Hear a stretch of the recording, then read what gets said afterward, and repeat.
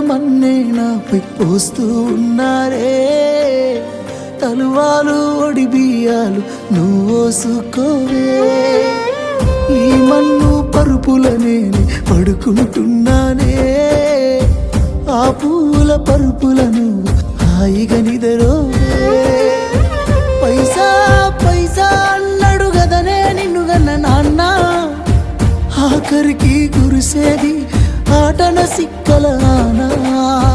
పరుగు పరుగు అంటూ తీస్తిరి గదనే పరుగు.